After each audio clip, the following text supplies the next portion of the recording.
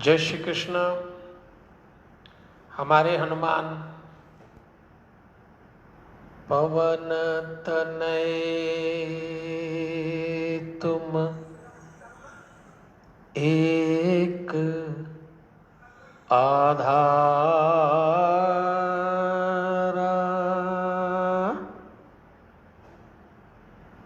कथा कहूँ मैं मति अनुसारा।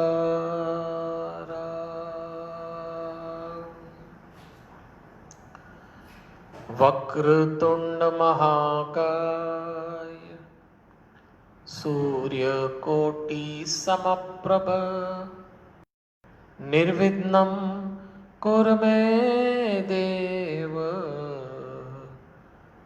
शुभकार्येषु शुभ सर्वदा। गुरुर्ब्रह्मा गुरुर्विष्णु गुरुर्देव महेश्वर, गुरुर्साक्षात् परब्रह्म तस्मै श्री गुरुवे नमः। नमो भगवते वासुदेवाय गौ ब्राह्मणे हिताय च जगत हिताय कृष्णाय गोविंदाय नमो नमः।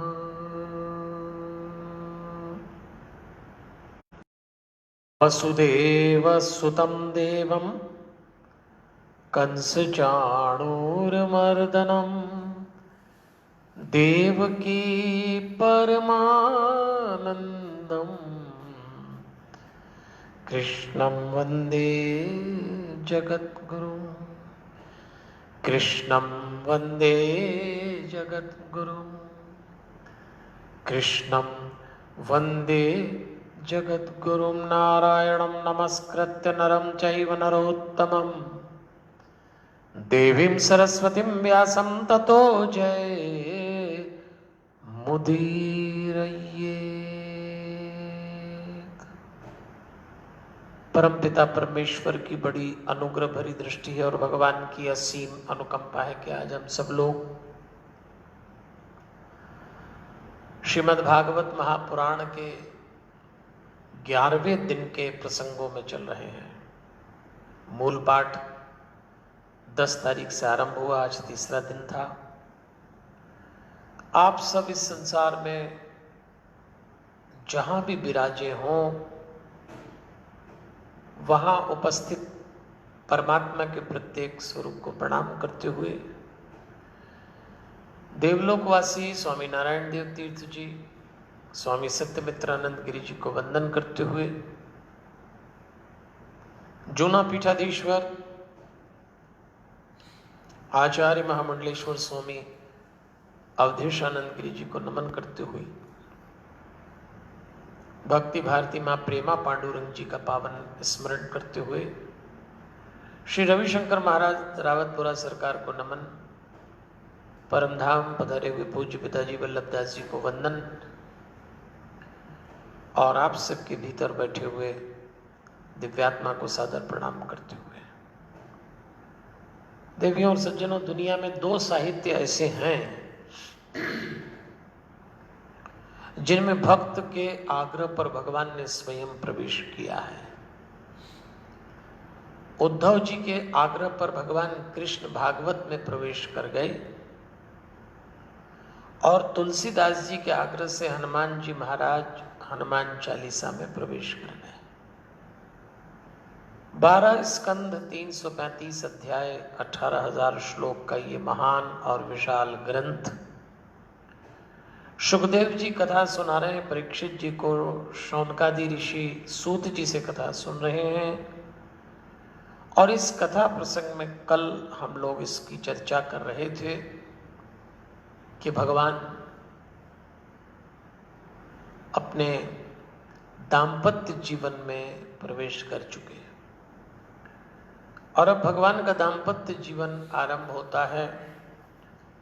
भगवान के यहाँ प्रद्युम्न एक पुत्र का जन्म होता है जिनका नाम प्रद्युम्न रखा है। 10 दिन के थे, अपहरण हो गया शंबरासुर नाम के राक्षस ने, फिर वो बड़े होके स्वयं आए उसको मारकर। ये सब कथा है। एक कथा आती है स्यमंतक मणि की। द्वारका में सूर्य के उपासक थे सत्राजित, उनके पास सूर्य देव ने स्यमंतक मणि दी थी जो 20 तोला सोना रोज देती। भगवान ने मणि मांगी, सत्राजित ने मना कर दिया। सत्राजित का भाई प्रसेनजित मणि लेके गया, वो जंगल में मर गया। भगवान पर मणि चुराने और प्रसेनजित की हत्या का कलंक लगा, अपयश मिला। देखिए, जीवन में भगवान भी कलंक और अपयश से नहीं बचते। ये संसार ऐसा ही है। अनजाने में आप पर कौन सा आरोप जड़ दिया जाए पता नहीं लगता, और किसी को बदनाम करना तो सबसे आसान काम है। भगवान उस मणि को ढूंढ के लाते हैं। वहीं जामवंत जी अपनी पुत्री जामवती का विवाह भगवान से करते हैं, तो ये भगवान का दूसरा विवाह हो गया। और उसके बाद भगवान ने वो मणि जब सत्राजित को दी तो सत्राजित ने अपनी कन्या सत्यभामा सौंप दी, तो ये भगवान का तीसरा विवाह हो गया। अब भगवान को सूचना मिली कि हस्तिनापुर में मेरी बुआ के बच्चों के साथ बहुत अत्याचार हो रहा है। भगवान तो उनकी रक्षा करना चाहते थे। इधर भगवान जो है एक बार सत्यभामा जी को लेकर जब द्वारिका से बाहर थे तो अक्रूर और कृतवर्मा ने शतधन्वा नाम के एक यदुवंशी को उकसाया। इन्होंने सत्राजित की हत्या की और मणि प्राप्त कर ली। ये बात जब सत्यभामा जी को, कृष्ण जी को पता लगी तो ढूंढा गया। शतधन्वा का वध किया भगवान ने। कृतवर्मा भाग गए, अक्रूर भाग गए। देखिए, मैं ये बात इसलिए सुना रहा हूं कि कीमती वस्तुएं कभी कभी कीमती रिश्तों को भी खत्म कर देती है। जब भगवान द्वारिका लौटे तो सबने कहा अक्रूर जी से भूल हुई है, पर अक्रूर जी बड़े पुण्यात्मा हैं। वो जहाँ रहते हैं वहाँ वर्षा होती है और जहाँ से चले जाते हैं वहाँ अकाल पड़ जाता है। तो भगवान जी ने अक्रूर जी को बुलाया। अक्रूर जी डर रहे थे कि कहीं ऐसा ना हो कि इस मणि के कारण भगवान मुझे मृत्यु दंड दें। और उस समय भगवान की जो छवि थी, मुस्कुराते अक्रूर जी को देख के कहते हैं, आपने ये क्या किया? विज्ञात अखिल चित्तज्ञ स्मन्मानः। भगवान सबके चित्त को जानते हैं, ऐसा लिखा है भागवत में। सबके चित्त को जानते हैं, कितनी बढ़िया बात लिखी है। तो भगवान अक्रूर जी के चित्त को भी जानते थे। उन्होंने कहा आपका चित्त भक्त का चित्त है, अब भूल हो गई, क्षमा करते हैं। और भगवान ने अपना कलंक मिटाया, क्योंकि भगवान कहते थे मेरे रिश्तेदारों को, मेरे भाई को मुझ पर संदेह होता है इस मणि को लेकर। देखिए, ये जो संपत्ति होती है और ये संपत्ति से बनी जो वस्तुएं होती हैं, कभी कभी प्रेम पूर्ण संबंधों को ले जाती हैं। फिर भगवान ने मन बनाया तो भगवान गए हस्तिनापुर और वहां अपनी बुआ कुंती से मिले। कुंती ने अपने 5 पुत्रों को मिलाया तो भगवान ने युधिष्ठिर और भीम को तो प्रणाम किया क्योंकि बड़े थे। अर्जुन के तो रोम रोम में कृष्ण बसते थे तो हृदय से लगा लिया। नकुल और सहदेव को भगवान ने आशीर्वाद दिया। और उसके बाद कुंती जी ने अपने भतीजे को अपने जीवन में जो लगातार विपरीत घटनाएं हो रही उसकी जानकारी दी। कुंती कहती है, कृष्ण मैंने बहुत दुख उठाए हैं, लेकिन अपने बच्चों को इतना बड़ा तुम्हारे भरोसे किया है। मैंने इन्हें बचपन में, चाहे हम जंगल में रहे हो चाहे महल में, तुम्हारी ही कहानियां सुनाई हैं। ये मेरे 5 जवान पुत्र मुझसे हमेशा कहते, माँ हमें अपना अधिकार मिलना चाहिए। अगर हमारे काका धृतराष्ट्र, हमारे भाई दुर्योधन सामान्य तरीके से नहीं देंगे तो माँ हमें युद्ध की अनुमति दीजिए, ये क्षत्रिय हैं। कृष्ण, मैं डरती हूं कभी युद्ध की नौबत आ गई तो सामने भीष्म है, द्रोण है, कर्ण है, अश्वत्थामा है, मेरे बच्चों में से कोई एक कम हो गया। हम बहुत दुख उठा रहे हैं। चलो संपत्ति न मिले पर अब तो हमारे प्राण लेने पर तुल गए हैं। कृष्ण, बहुत डर लगता है। एक एक दिन, एक एक पल भारी पड़ता है। पर मैं तुम्हें जानती हूं, तुम्हारे भरोसे हम जी रहे हैं। और उस समय कुंती ने भगवान को देख के कहा था, स्मरताम शश्वत क्लेशान हंसी हृदि स्थितः। इस श्लोक का अर्थ समझिए, कुंती क्या कहना चाहती है। कुंती कहती है, स्मरताम शश्वत क्लेशान हंसी हृदि स्थितः, मतलब जो तुम्हें सदा स्मरण करते हैं, तुम उनके हृदय में आकर बैठ जाते हो, हृदि स्थितः। लेकिन न सिर्फ बैठते हो बल्कि बैठ के क्या करते हो, क्लेशान हंसी। क्लेशान का मतलब क्लेश परंपरा को, हंसी का मतलब नष्ट करते हो। हर भक्त के भीतर कुछ न कुछ क्लेश होता है। तो यहां लिखा है भागवत में क्लेश परंपरा, तो ऐसा शब्द क्यों लिखा होगा? तो सच बात है, क्लेश की परंपरा है।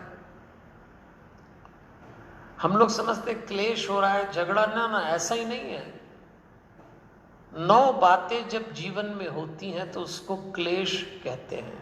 9 में से कोई एक बात, जैसे पहला कष्ट। अगर आपके जीवन में कष्ट है तो वो क्लेश परंपरा से है। दूसरी बात टीस, एक टीस से चुप जाती ना, कोई ने बात कहती हो आपके जीवन में 25-30 साल पहले, 10-15 साल पहले कोई घटना घटी हो, किसी ने आपका अपमान किया हो, वो टीस चुभती है। तीसरा क्लेश का रूप होता है कष्ट। हरिओम। कष्ट पहला, टीस दूसरा, तीसरा होता है दुख। अब दुख की बहुत अधिक व्याख्या तो मैं नहीं करूंगा, लेकिन अगर सामान्य रूप से समझाया जाए तो सुख के अभाव का नाम दुख है। अब जैसे इससे मैं कहता ना, हम लोग बहुत दुखी हैं, तो जो आपके पास सामान्य उपलब्धि रही होगी वो ना हो तो आप दुखी हो गए। क्लेश का चौथा रूप होता है दर्द। अगर आपके शरीर में कोई दर्द हो, किसी और कारण से गिर गए हो, बीमारी, ऑर्थराइटिस हो, और कोई बात हो, बुखार आ गया उसके बाद हो, तो वो दर्द भी क्लेश की परंपरा का चौथा हिस्सा है। 5वां है पीड़ा। पीड़ा समझते हैं ना आप? पीड़ा मन में होती है। आपका मन व्यथित हो तो समझ लो उसमें पीड़ा घुस गई।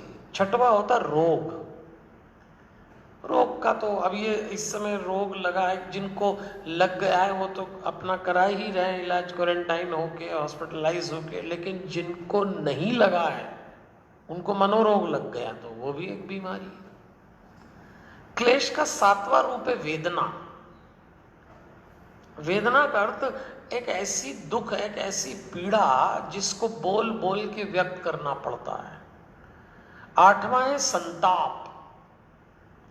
पूरा शरीर गर्म हो जाता है, ऐसा संताप हो गया जिसको कहते हैं। जब किसी को तेज बुखार होता है ना, तो उसके शरीर में जो गर्मी हो जाती है, ऐसे बिना बुखार के भी आपको महसूस हो कि कनपटियां गर्म हो गई, कुछ अच्छा नहीं लगा, वो संताप है। और क्लेश परंपरा का 9वां रूप है तकलीफ। तकलीफ थोड़ा उर्दू शब्द है, लेकिन तकलीफ का मतलब ये होता है समूचा व्यक्तित्व लड़खड़ाने लग जाए। तो कुंती ने भगवान कृष्ण से कहा, क्लेशान हंसी, न सिर्फ तुम हृदय में आके बैठते हो, बल्कि क्लेश परंपरा को नष्ट कर देते हो जो तुम्हारे भक्त पे गुजरती है। इस समय हम सब तुम्हारे भक्त हैं, मैं और मेरे 5 बेटे। हम तुम्हें याद करते थे और तुम आ गए, अब तुम संभालो। अब महाभारत में आगे की घटना आती है। यहां तो भगवान उन सबको आश्वस्त करके लौटाए। फिर यही भगवान का 16,100 रानियों से विवाह होता है। सूचना मिली थी कि नरकासुर ने 16,000 स्त्रियों को विभिन्न राज्यों में आक्रमण करके, उनका अपहरण करके बंदी बना लिया है और उनका शोषण करता है। भगवान ने नरकासुर का वध किया और वो 16,100 स्त्रियां कहाँ जाएं, उनको कोई घर वाले भी। तो भगवान कृष्ण ने कहा कि इस समाज में किसी भी स्त्री के लिए जो सम्मानित पद होता है, रिश्ता होता है, जो मान्य संबंध होता है, वो होता है किसी की भार्या होना, अर्धांगिनी होना, पत्नी होना। तो देवियों, समाज आपको पतिता मानता हो क्योंकि आपका अपहरण हुआ है, शोषण हुआ है, लेकिन कृष्ण आपको मान देता है और आज से संसार आपको कृष्ण की अर्धांगिनी के रूप में जानेगा। जो लोग इस तरह के नादानी भरे सवाल उठाते हो कि कृष्ण ने 16,108 विवाह किए, ये उनका उत्तर है। क्या अद्भुत व्यक्तित्व रहे होंगे कृष्ण कि उन्होंने उन स्त्रियों को उस समय के समाज का सबसे बड़ा मान दिया था। भगवान की गृहस्थी चलती है। ग्रंथकार ने एक बात हमको लिखी है, भगवान की गृहस्थी के लिए यथा इतर गार्हक मेधिकान चरण, साधारण गृहस्थ धर्म निभाते थे। इसका अर्थ होता है गार्हक मेधिकान यथा सामान्य। ये तो अवतार भगवान थे, लेकिन अपनी गृहस्थी में बिल्कुल साधारण व्यक्ति की तरह, गृहस्थ की तरह रहते थे। हमको ये बात सिखा रहे हैं, आप समाज में कितने ही बड़े व्यक्ति हो जाएं, आपका बहुत मान हो, ख्याति हो, लेकिन अपनी गृहस्थी में बिल्कुल सामान्य बन के रहिएगा। आपकी गृहस्थी का मतलब आपकी पत्नी, आपके पति, आपके बच्चे, आपके माता पिता, आपके भाई बहन, आपके अन्य रिश्तेदारों के साथ विशिष्ट व्यवहार मत करिए, प्रेम पूर्ण व्यवहार करिए, गहरे संबंध रखिए। जो गरिमा समाज ने आपको दी है, वो गरिमा अपने रिश्तों पर थोपिए मत।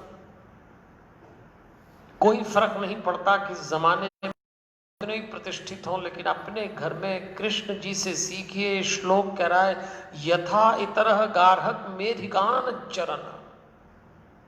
इतर मतलब बहुत सामान्य गृहस्थ बन के रहते थे कृष्ण। घर घर में लोग लड्डू गोपाल की प्रतिमा रखते हैं, चित्र रखते हैं, भगवान कृष्ण की लीला को सुनते हैं, लेकिन उनके जैसा आचरण नहीं कर पाते। घरों में झगड़े इसी बात के हैं।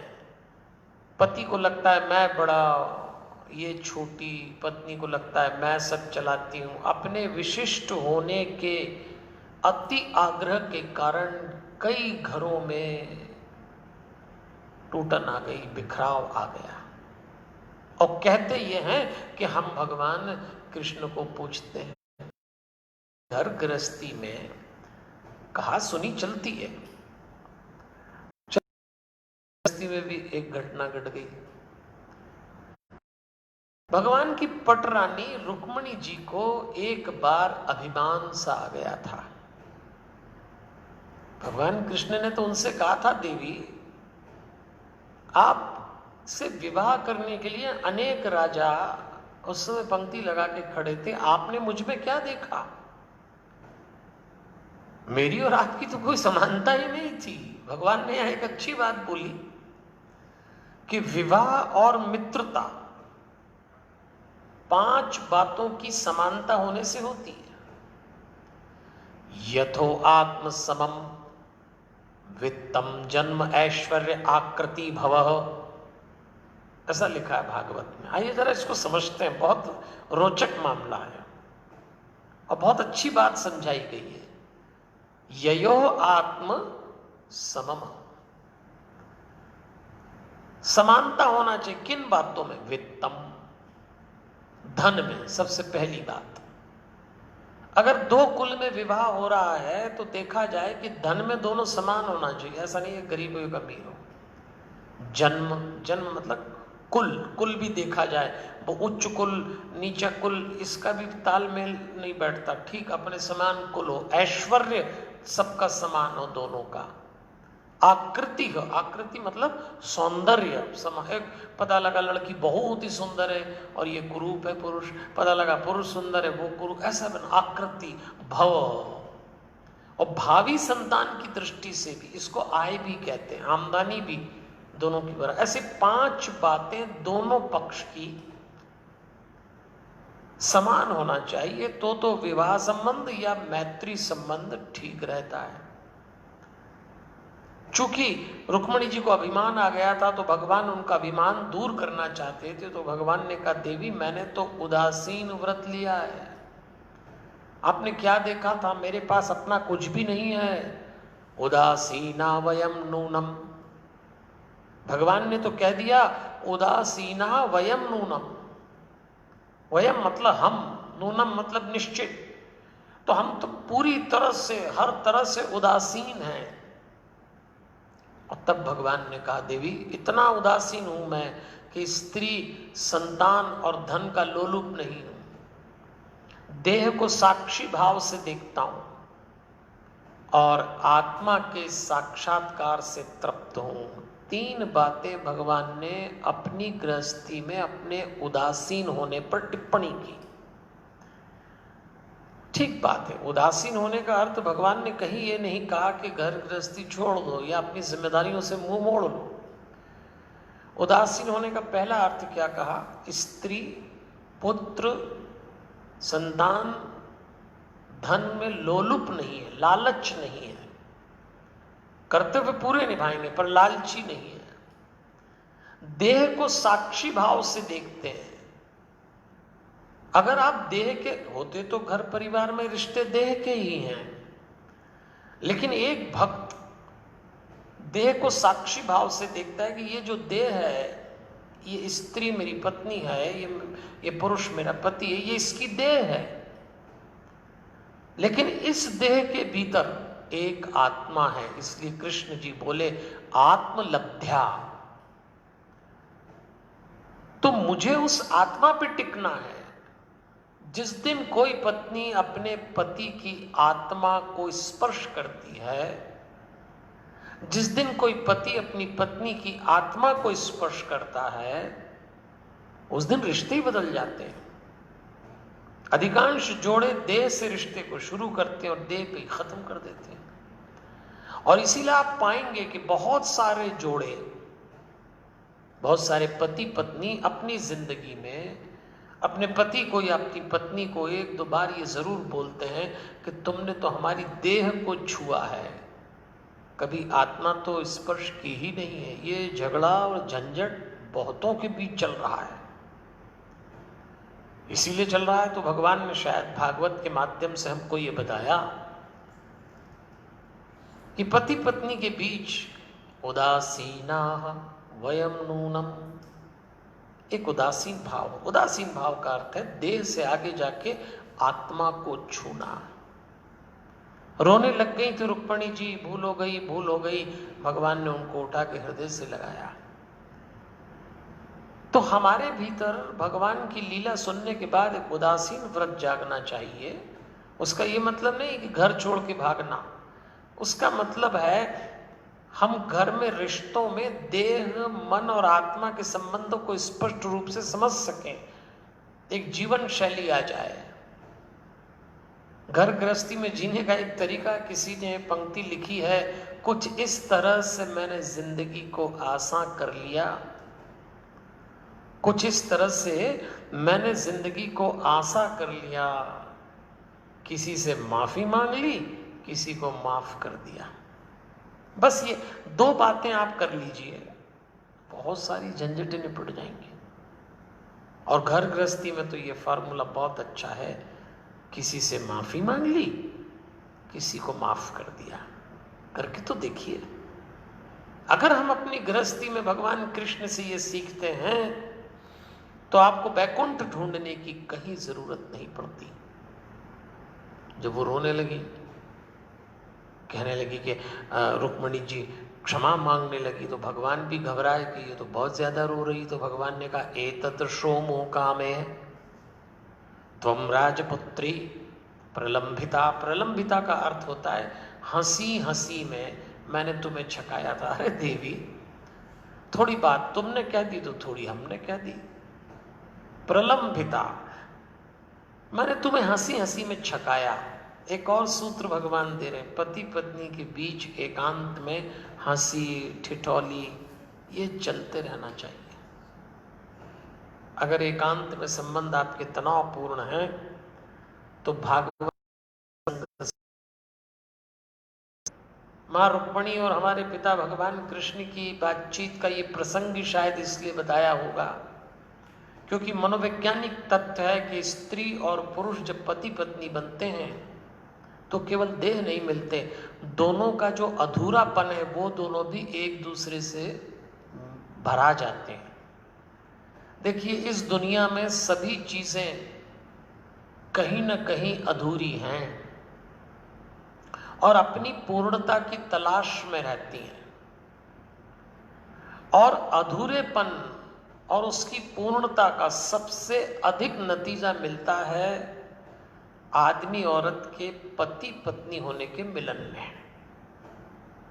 ये दोनों जो पति पत्नी बनते हैं तो दोनों की जो स्वाभाविक अपूर्णता होती है वो मिटती है। अगर वो नहीं मिटी अपूर्णता तो कलह आएगा, क्योंकि जब एक युवक युवा होता है तो उसमें केवल जोश और उत्साह ही नहीं होता, उसके भीतर एक अधूरापन उस उम्र में जागता है, टीनेज यूथ जिसको कहते हैं। और वो अधूरापन काम वेग से सक्रिय हो जाता है और इसीलिए पुरुष आक्रामक हो जाता है। स्त्री जब युवा होती है तो उसका जो काम आवेग होता है वो प्रणय भावना में बदल जाता है। तो इन दोनों का विवाह होता है तो वो भराव का संस्कार है विवाह, जो अधूरापन इसमें था, जो अधूरापन उसमें था। इसका काम आवेग आक्रामक हो गया तो पुरुष वासना के आसपास बहुत घूमता है, स्त्री का काम आवेग प्रणय में भावना में बदलता है तो वो लज्जाशील हो जाती है, ये स्वभाव है। और फिर दोनों पति पत्नी बन जाते हैं। लेकिन पुरुष अपनी काम ऊर्जा को आक्रामकता में बदलता है, स्त्री लज्जा में बदलती है। लेकिन इन दोनों ने ठीक से यदि अधूरेपन को नहीं भरा तो पुरुष हर बार दावे करता है, स्त्री हर बार सवाल उठाती है और यही दावा आवेश में बदलता है और स्त्रियों के यही सवाल उसकी उदासी में बदल जाते हैं। मैं लंबी व्याख्या नहीं करूंगा, लेकिन जो मैंने अभी बोला इस पे चिंतन करिएगा। और यदि आप पति पत्नी हैं तो विचार करना, क्या आपने अपने जीवन साथी के उस अधूरेपन को भरा है? यदि आपकी पत्नी कोई प्रश्न खड़े कर रही है जीवन के प्रति तो आप विचार करना, कहीं न कहीं आपसे कोई न कोई उस खाली जगह को भरने में चूक हो रही है। यदि आप पत्नी हैं तो आपका पति आक्रामक है, आवेश में है, तो आप विचार करना वो कौन सी ऐसी बात है जो आपसे चूक हो गई। इस मनोवैज्ञानिक प्रसंग का नाम है रुक्मणी अभिमान प्रसंग। भगवान ने बड़े अच्छे से हमको समझाया और अब भगवान के जीवन में आगे के घटनाक्रम को हम कल समझेंगे। पुनः याद दिला दूं, इस समय शांतम में भागवत का मूल पाठ चल रहा है, खूब आनंद आ रहा है। आप भी इस कथा को सुनते रहिएगा और खुश रहिए, खुश रखिए। अभी तो आज्ञा लेते हैं, कल अपने को भगवान की गृहस्थी में चलना है, उनकी संतानें होगी, नारद जी आएंगे। अभी भगवान की लीला बड़े प्यारे ढंग से चलने वाली है। आज हमने 11वें दिन की कथा सुनी, हमें 16 दिन तक सुनना है। भगवान से प्रार्थना करते निर्बाध हमारी यात्रा चलती रहे। कल फिर समय पे रात को 8 बजे मिलते हैं। हमारे हनुमान। जय श्री कृष्ण।